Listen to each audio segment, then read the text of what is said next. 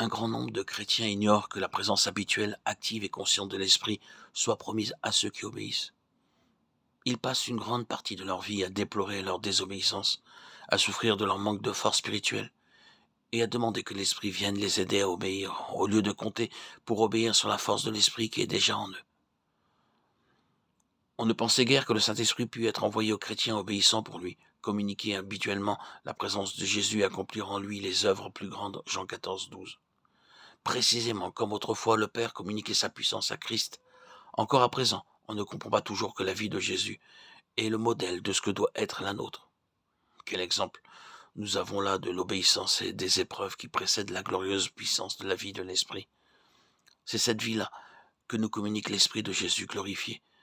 Mais pour avoir part au don de l'Esprit, il faut suivre la voie que Christ nous a tracée, par son exemple. C'est en crucifiant la chair, c'est en nous soumettant sans réserve à la volonté de Dieu, que nous nous convaincrons de l'impossibilité de trouver Dieu en dehors de sa volonté. Le cœur qui accepte et fait la volonté de Dieu en Christ devient la demeure du Saint-Esprit. Et c'est à la condition d'une parfaite obéissance que le Fils recevait l'Esprit. De même pour nous, c'est quand nous obéissons au Fils avec amour et déférence que l'Esprit vient demeurer en nous. Cette vérité-là s'est imposée avec force au cœur d'un grand nombre de croyants ces dernières années sous le nom de renoncement au moi et d'entière consécration.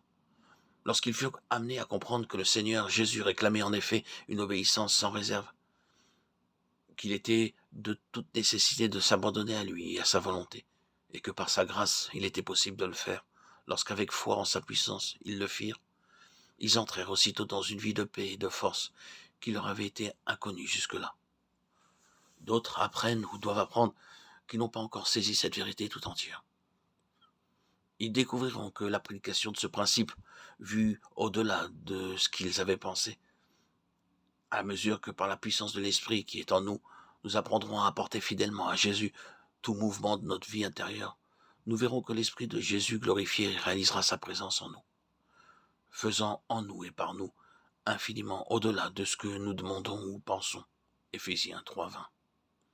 La présence en nous du Saint-Esprit, telle que l'entendait Dieu et Christ, devait être pour l'Église beaucoup plus que nous ne l'avons éprouvé.